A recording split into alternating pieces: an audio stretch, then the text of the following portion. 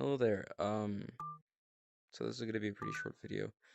I'm gonna go ahead and explain a few simple things about Gods of Gravity. Because I've got the time. Nobody's really on. It's 10 a.m. No one really plays at this time.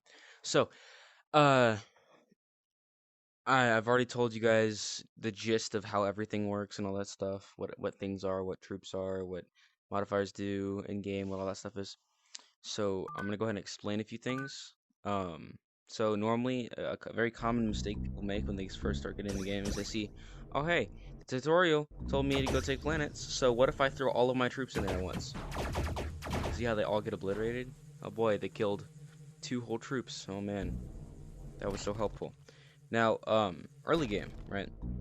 It's very important if you plan on actually not losing every single game you play. Of course, nobody wants to do that. You want to take that first planet. First of all, you want to notice that which turrets do what. I've already told you that there's 2 different types of turrets. There's missile turrets, and then there's laser turrets. So the missile turrets, they'll shoot missiles, obviously. Laser turrets will shoot lasers. The lasers cannot pass through that shield. See that right there? I conquered that with 5 troops because I know how the troops work. In the gist of it, right? Laser turrets cannot shoot through shields. Missile turrets can.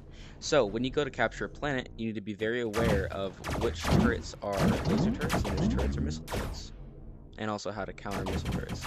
See, if you move your troops fast enough, they can outrun the missiles. So if you throw them hard enough at the side, there's a very high chance that they don't even hit.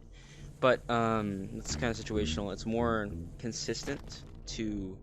It's much more consistent to just kind of kite the missiles, stop them from actually making it to where you are. That was a point defense, by the way. That was stopping my missiles as a little example. So you see this moon right here has a smooth brain boy. He's kind of dummy, kind of stupid. So what he's gonna do is he's gonna just try to shoot through the shield, even though he can't, because he's incompetent and stupid and an idiot. He can't do anything. And even if he did turn to hit me, he couldn't do anything. Now, this guy, he's a spiky boy. He's smart, but he also slow as fuck, so he can't do shit if you're faster. So what you want to do is you usually want to place your troops behind the missiles. Now, understand that you do not need an entire fleet to your name to take over a moon, okay? You literally just need one little laser boy or one troop that shoots. See, just go behind the missile. Watch. Oh boy, out of power range.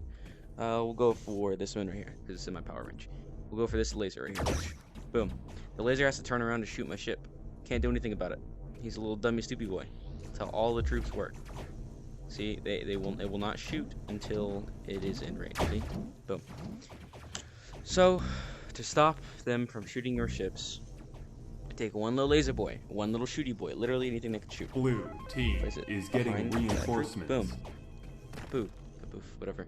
You can capture that. Also, if you see a moon that has a color over it and a number that is not related to your team, you can capture it as if it was a gray one. But if it's red, then red team owns it. That means they get stuff from it, obviously.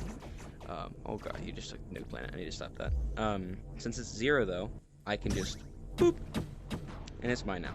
It's my planet. You can't have it. Can't do anything about it because he's a big old stinky stink. What is he gonna do about it? Absolutely nothing. See, now using this little tactic, you can take over moons with absolute ease. And early game, if you want the biggest advantage that you can possibly get, early game, take over every single moon you can in the beginning, and without losing a single trip. Get to the point where you can take over every single moon without getting a single troop dead. Do that consistently, and you're set. That's the baseline of the game.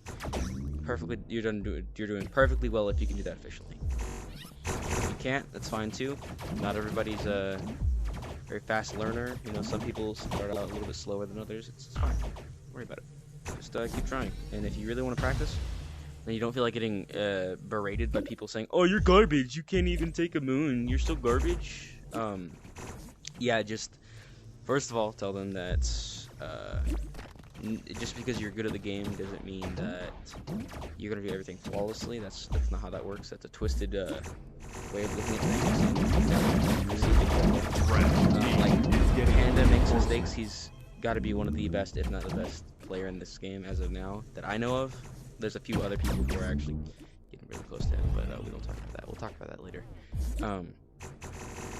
But yeah, there's this all like I am one of the better people in the game, and at least knowledge-wise, I make mistakes all the time. You know, that doesn't make me bad at the game.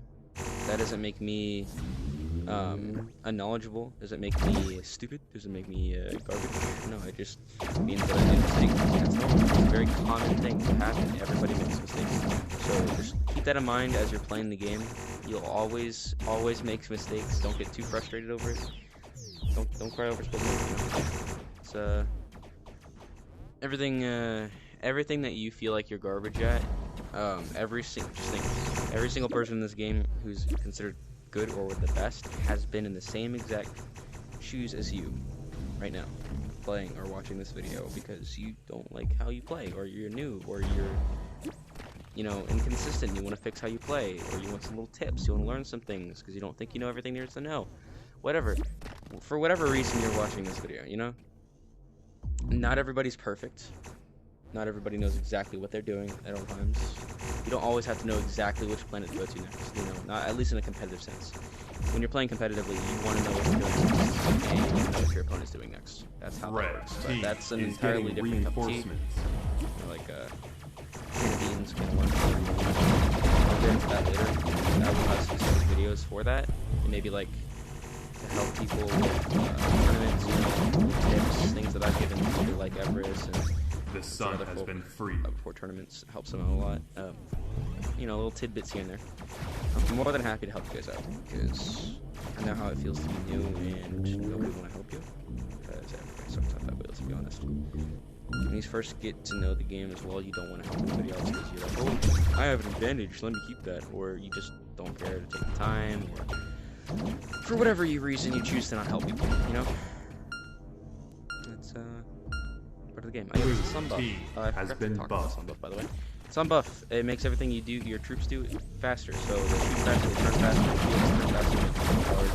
Moons mine things much quicker, so you get troops more quicker. And also, after the sun buff's given out, there's a short period of time where you have to wait, and after that waiting time, if you have troops on that moon, they'll explode, die, and you'll lose all of those troops like an absolute non-control, and you don't want that. Nobody likes that. Nobody has lost control of their home base. Keep that in mind. Once you take sun buff, or when somebody takes sun buff, do not try to steal it after them, because your troops will die in the process. It is an instant kill to every single troop. Shields do not block solar eruption. That's just how that works. Is getting reinforcement. Solar flare. Just keep all that stuff in mind. That's the game in the gist of it. Yeah, see how in that short amount of time I got that many troops? It's crazy. Also, I forgot to talk about troop cap. That line, the bigger that line is, the more troops you can have. And if that entire line is lit up entirely, that means you're at your troop cap. If it's not entirely lit up, that means you're not at your troop cap. And you can use that to gauge how many more troops you can have before you're at your troop cap. Very simple, very straightforward. Welcome to Gods of Gravity. Good luck.